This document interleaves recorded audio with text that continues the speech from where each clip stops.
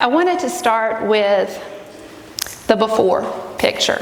Any good weight loss success story is going to start with a before, because what you see here now is certainly not where I started in May of 2015. But the beginning of my story isn't the same thing as the before.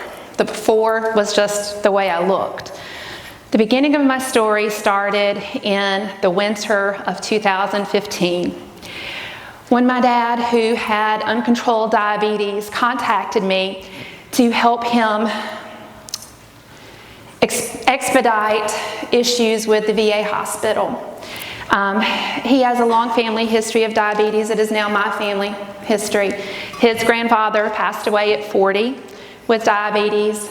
My grandfather passed away at 50 with diabetes, and I was looking at my dad at 64.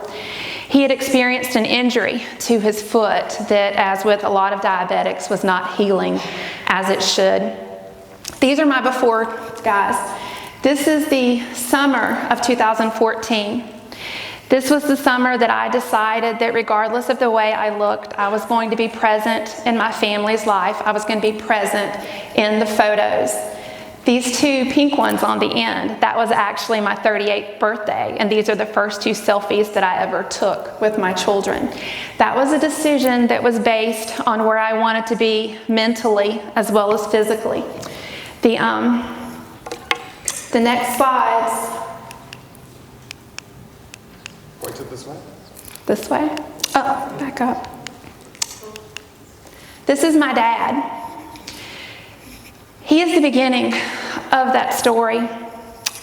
Over those several months that I was taking him back and forth from Duplin County to Fayetteville to the VA and then later to the Womack Army Hospital as we dealt with his injury, I learned what it meant to be a diabetic. I learned what it meant to have uncontrolled diabetes, even though he was on medication and was following ADA guidelines for what he should be eating.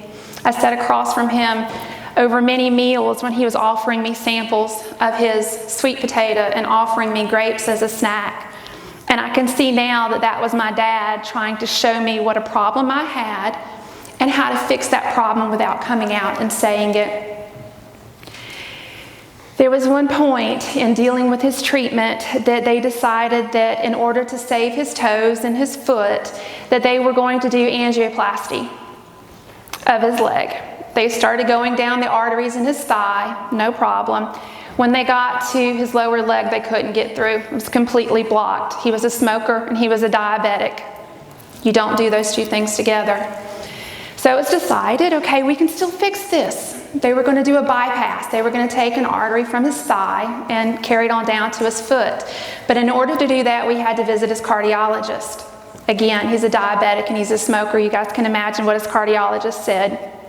I will never forget that day sitting in Womack, and they told him, okay, your heart is not in good condition. You are not prepared to have this surgery, but I understand quality of life. It is your choice.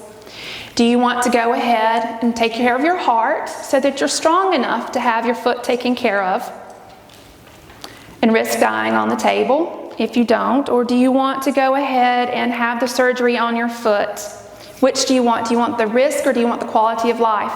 And I had to sit there with my dad and make the decision that he wanted the quality of life, and he went ahead and had that surgery. While he was preparing for the surgery, I prepared myself.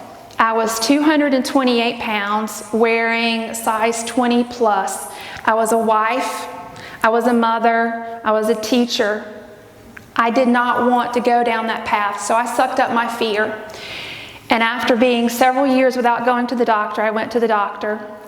And she said, you know what? Despite your family history of diabetes, you are not diabetic, you are not pre-diabetic, but at your weight and with your family history, it is only a matter of time.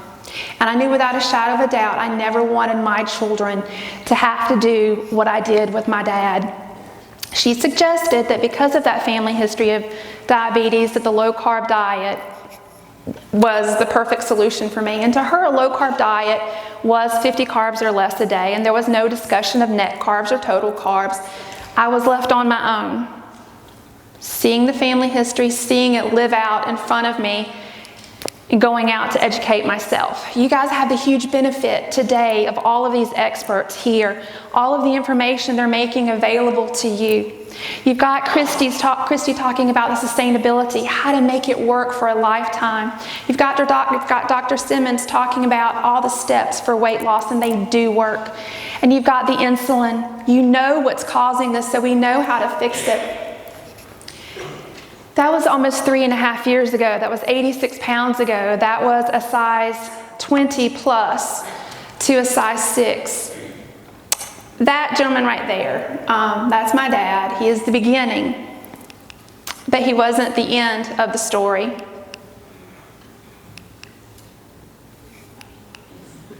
Hold on, guys. See, and I'm never patient enough.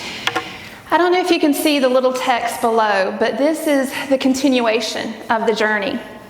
And one of the things that Dr. Simmons said is what sticks with me and what I want to share with you guys today. These are little blips along the way, but the journey doesn't stop. It doesn't stop until the grave, until it's all said and done. And I don't want to go back. But I shared this slide with you for a couple of reasons. There's a lot of stories to tell with these pictures.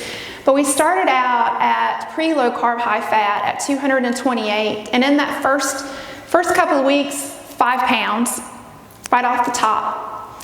And then guys, look, we go 3 months, 25 pounds lost. We keep going, guys. Now, look at the bottom row there. October 2016, 149 pounds. The next month, 5 pounds, but a huge difference. Almost a year later, only 5 more pounds. It's not going to be overnight. It doesn't come off instantly. There are mistakes all throughout there. I'm not perfect. I failed along the way. But the one thing I had was that commitment, that reason for getting started, that motivation for never going back. These are my reasons. That first picture at the top there, that was at the end of a long day at Legoland. The smile on my face and the smile on my children's face is priceless. We were there 2 years before that, and it was miserable. It was horrible. It was hot. It was long. It was tired. I was no fun.